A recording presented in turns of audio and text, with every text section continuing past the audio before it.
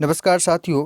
शिक्षक भर्ती वर्ग 1 और वर्ग 2 के मेरे सभी प्यारे साथियों का, भविष्य के शिक्षक गणों का एक बार पुनः स्वागत है रामसर यूट्यूब चैनल में।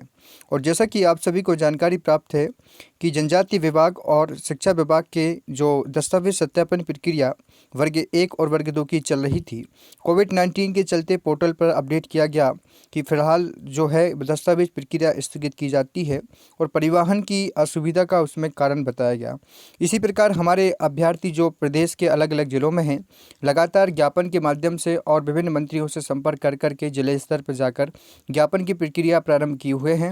इसी क्रम में वर्तमान गृह मंत्री हमारे श्री नरोत्तम मिश्रा जी, जो कि सबसे कार्यशील मंत्री हैं, यहाँ पर जाकर कुछ प्यारे अभ्यर्थियों साथियों ने जाकर ज्ञापन सौंपा। यहाँ पर एक विशेष बात आप देख पाएंगे कि जो पदों में वृद्धि की विशेष बात चल रही थी लगभग शुरुआती समय से, उसको भी यहाँ मुद्दा रखा गया है। तो इस पर हम पूरी चर्चा करेंगे और देखेंगे कौन कौन सी बातों पर विशेष ध्यान दिया गया है। इसी के साथ में साथियों, जो 17 दिसंबर को आने वाले वर्ग 3 का मेरे सभी प्यारे साथी एग्जाम दे रहे हैं, आप सभी से रिक्वेस्ट रहेगी कि यदि आपका सिलेबस लगभग कंप्लीट हो चुका है तो अब आपको आवश्यकता है कि आप माह में कम से कम 4 बार टेस्ट सीरीज लगाएं, पूरा पेपर अटेम्प्ट करें। और इसके लिए आप परीक्षा ऐप को डाउनलोड कर सकते हैं। परीक्षा ऐप को डाउनलोड करने की जो लिंक है वो मैंने डिस्क्रिप्शन में दी हुई है, यहाँ से आप इसको डाउनलोड कर सकते हैं।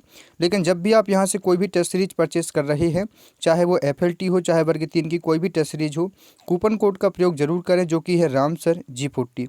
इसके माध्यम से आप सभी के लिए 40% तक का रिसेंटली ऑफ मिल जाएगा। तो आप जल्दी से परीक्षा ऐप को डाउनलोड करें और कुछ फ्री टेस्ट सीरीज है वो भी लगाएं। उसके अलावा कुछ पेड सीरीज है उसका भी उपयोग कर सकते। तो साथियों, आज हो चुका है 11 जुलाई और 11 जुलाई को आप देख पा रहे हैं ये खबर जो है नवभारत टाइम्स से निकली हुई है। आप देखेंगे भोपाल से निकली है। जुलाई को शिक्षक पात्रता परीक्षा उत्तीर्ण अभ्यर्थियों ने मध्य प्रदेश शासन के कैबिनेट मंत्री नरोत्तम मिश्रा जी को स्थायी शिक्षकों के रिक्त पदों में वृद्धि के साथ समय पर स्थायी शिक्षक भर्ती कराने के संदर्भ में ज्ञापन पत्र सौंपा है। उल्लेखनीय है कि स्कूल शिक्षा विभाग द्वारा उच्च माध्यमिक शिक्षकों के 15,000 और माध्यमिक शिक्षकों के कुल 5,670 स्थायी शिक्षकों के पदों पर सीधी भर्ती की जा रही है। लोक शिक्षण संचालय के संचालक के अनुसार परिवहन और यातायात में परेशानी के कारण दस्तावेज सत्यापन प्रक्रिया को फिलहाल स्थगित कर दिया गया है, और जिसका पात्र अभ्यर्थियों ने विरोध जताया है। और पात्र अभ्यर्थियों का कहना है कि हमें वेरिफिकेशन कराने के लिए आने जाने में कोई परेशानी नहीं है, परंतु स्कूल शिक्षा विभाग और लोक शिक्षण संचालय ने जानबूझकर स्थायी शिक्षक भर्ती प्रक्रिया को स्थगित कर दिया है और रिक्त पदों में वृद्धि की मांग। ध्यान दीजिएगा, ये बिंदु बहुत ही ज़्यादा महत्वपूर्ण है, क्योंकि अभी तक जो ज्ञापन दिए गए हैं उसमें एक ही विषय रखा गया है कि जल्द हो काउंसलिंग प्रक्रिया या दस्तावेज प्रक्रिया।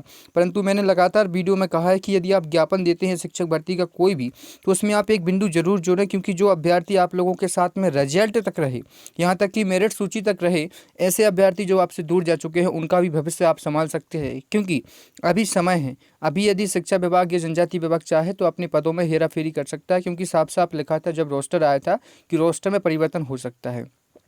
तो यही बात इन्होंने ऐड की है कि रिक्त पदों में वृद्धि की मांग की है। मांग भी अभ्यर्थी लगातार कई दिनों से कर रहे हैं और बुधवार को मुख्यमंत्री निवास पहुंचकर भी पात्र अभ्यर्थियों ने रिक्त पदों में वृद्धि और समय पर स्थायी भर्ती कराने के लिए ज्ञापन पत्र दिया है। तो आप देख पा रहे हैं कि मंत्री जी तक बात पहुँच चुकी है, मुख्यमंत्री जी तक बात पहुँच चुकी है, सचिव तक बात पहुँच चुकी है।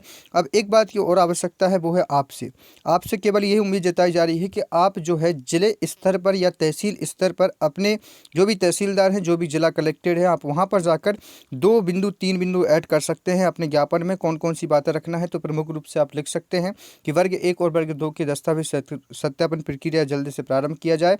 साथ ही वर्ग 1 और वर्ग 2 में यथाउचित पदों में वृद्धि की जाए।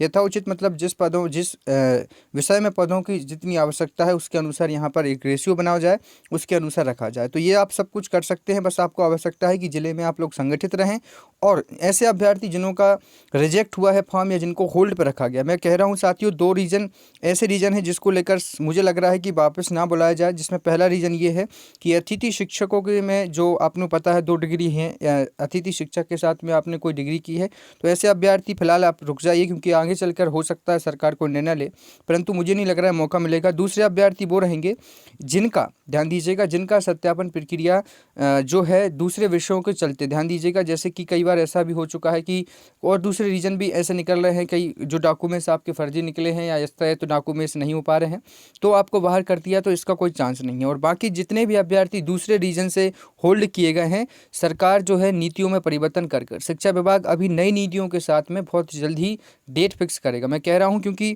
इसका एक रीज़न मुझे सामने ये समझ में आ रहा है, यातायात तो अपनी जगह है, कोविड-19 भी अपनी जगह है, लेकिन एक बड़ा रीज़न मैं सामने बता सकता हूँ कि जो नीतियाँ सरकार ने बनाई थी, जो भी नियम बनाए थे, कहीं न कहीं उसमें संशोधन करना आवश्यक था।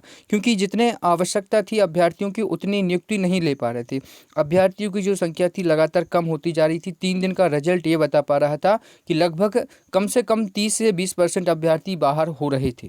तो यही कारण है, और जो बायोलॉजिकल विद्यार्थी हैं ये भी आगे हो सकता है कि वापस बुलाया जाए काउंसलिंग के लिए, दस्तावेजों के लिए। और खासकर जो महिलाएं दूसरे स्टेट की यहाँ आके जो उनका जाति प्रमाण पत्र प्रॉब्लम कर रहा है उसका तो वापस बुलाएंगे ही, और वापस से आपको अप्रूवल देंगे। तो ऐसे तमाम कारणों पर बुलाया जा सकता है, परंतु 2-3 ऐसे कारण हैं जिसको लेकर शिक्षा विभाग कोई भी परिवर्तन नहीं करेगा। तो फिलहाल आप कुछ दिनों और रुक जाइए, जल्द ही नई नई नीतियों के साथ में, नई निर्णयों के साथ में बिल्कुल शिक्षा विभाग और जनजाति विभाग सामने आएगा। बस कुछ दिनों का और इंतजार कीजिए मेरे सभी प्यारे साथीगण। और जिले स्तर पर कोशिश कीजिएगा ज्ञापन देने की, व्हाट्सएप ग्रुप बनाए, ज़्यादा से ज़्यादा 6-7 लोग भी चले जाएंगे तो आपका ज्ञापन जो है एक्सेप्ट कर लिया जाएगा। तो फिलहाल इस वीडियो में साथियों इतना ही। जय हिंद, वंदे मातरम।